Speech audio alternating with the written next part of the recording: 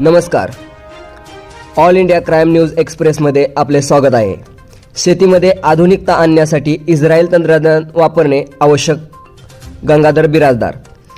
निंबर्गीचे प्रगतशील शेतकरी श्री गंगाधर बिराजदार हे महाराष्ट्र शासन कृषी विभाग मार्फत दिनांक 9 ते 19 फेब्रुवारी दरम्यान इस्रायल आंतरराष्ट्रीय शेतकरी अभ्यास दौरा यशस्वीरित्या पूर्ण करून आल्याबद्दल मौजे निंबर्गी येथील सर्व शेतकरी व मित्र परिवाराच्या वतीने स्वामी समर्थ सूतगिरणीचे संचालक श्री शंकरराव पाटील व निंबर्गीचे सरपंच श्रीदीप हसापुरे यांच्या हस्ते त्यांचा सत्कार करण्यात आला.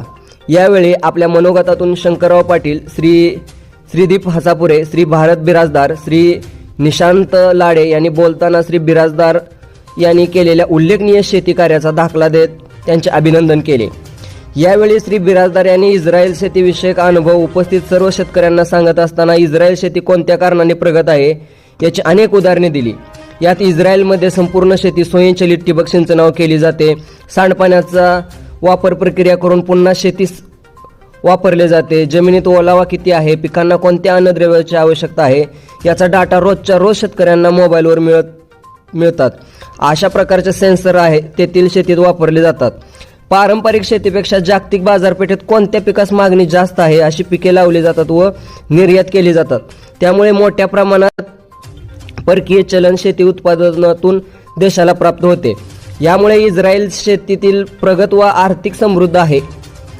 त्याचे अनुकरण आपणही केले तर आपणही आधुनिक प्रगत शेतकऱ्यांसोबत स्पर्धेत टिकणार आहे आणि तेव्हाच आर्थिकदृष्ट्या सक्षम होणार आहे, असे बिराजदार यांनी यावेळी उपस्थित शेतकऱ्यांना सांगितले.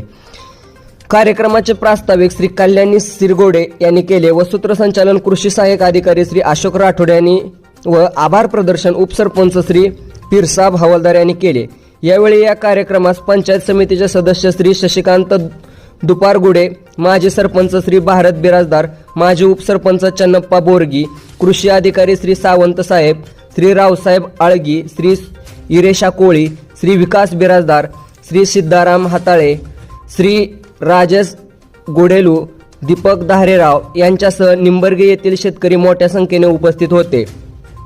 ही बातमी वृत्तसंकलन केली आहे ऑल इंडिया क्राईम न्यूज एक्सप्रेसचे महाराष्ट्र प्रतिनिधी सोमलिंग कोळे यांनी.